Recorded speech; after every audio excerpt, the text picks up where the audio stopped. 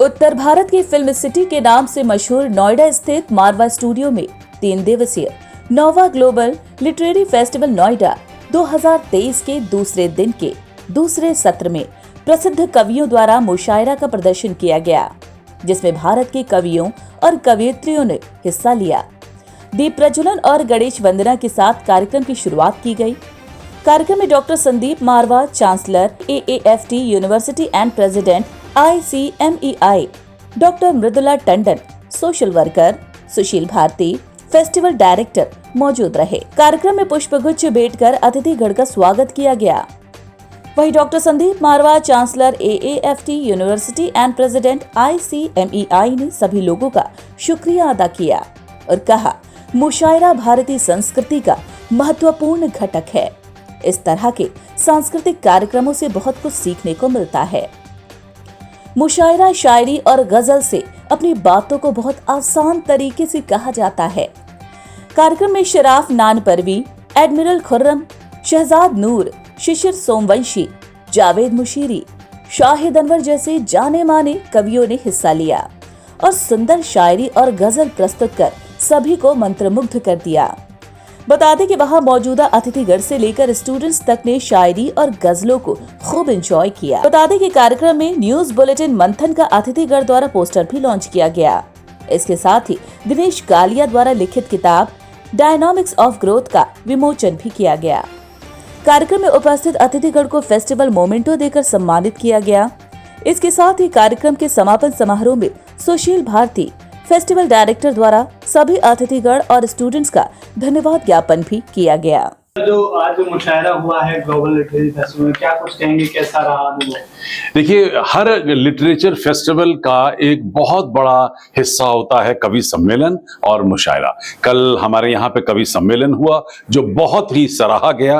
देश भर से कवि लोग यहाँ आए और उन्होंने अपनी बातें कविता के जरिए आम जनता तक पहुँचाने की कोशिश की। आज मुशायरा था, बहुत सारी जो उनके एक्सप्रेशन थे वो गीतों में निकले। किसी ने उसे अपनी धुन में गाया, किसी ने फिर उसको फिल्मी धुन में ट्रांसफर करके गाया, लेकिन बात हकीकत में ये है कि वो कहना क्या चाहता है। और जब मुशायरे की बात करते हैं तो उर्दू का भी इस्तेमाल बीच में होना शुरू हो जाता है और उसमें और भी ज्यादा मजा आना शुरू हो जाता है। और ये आप और मैं, हम सब अच्छी तरह जानते हैं कि उर्दू बहुत ही एक मीठी भाषा है और उसके शब्दों का उपयोग करने के लिए खास तौर पे तलफ़्फ़ुज़ का जो प्रोनाउंसिएशन है उसका ध्यान रखना पड़ता है। और मुझे लगता है कि बहुत सारी अच्छी बातें कही गई वहां से, मंच से, जिसका आनंद भरी सभा ने लिया। मैम, आज के कार्यक्रम के बारे में आप क्या कहना चाहेंगी? इतना खूबसूरत, इतना सफल कार्यक्रम यहाँ पे जो हुआ है उसके लिए सभी को बधाई।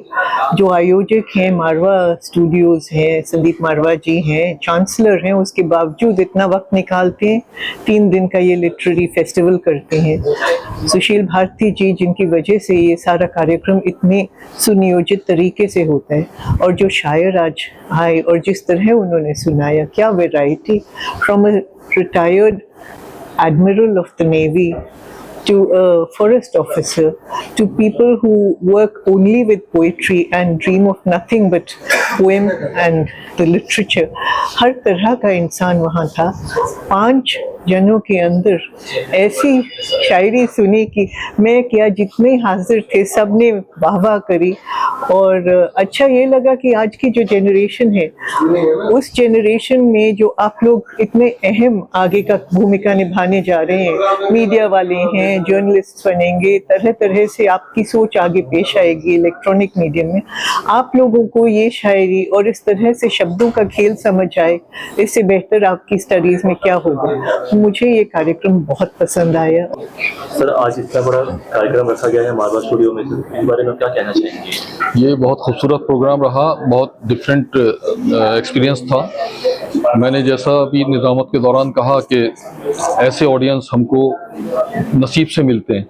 दुनिया भर में हम लोग मुशायरों में जाते हैं, लेकिन हम आज यहाँ आते हुए भी मैं सोच रहा था कि हमें किस तरह का कलाम पढ़ना पड़ेगा, कैसे ऑडियंस होंगे। लेकिन यहाँ का एक्सपीरियंस बहुत यादगार है, बहुत दिन याद रहेगा और ऐसे प्रोग्राम होते रहने चाहिए। मैं मारवा स्टूडियो को मुबारकबाद देता हूँ इतने अच्छे प्रोग्राम के लिए। It was an excellent programme, बहुत ही अच्छा प्रोग्राम था।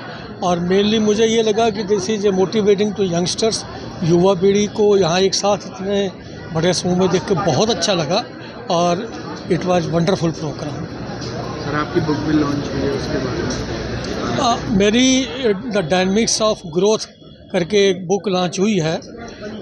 इस बुक में के माध्यम से ये मैंने बुक जो है युवा पीढ़ी के लिए लिखी है।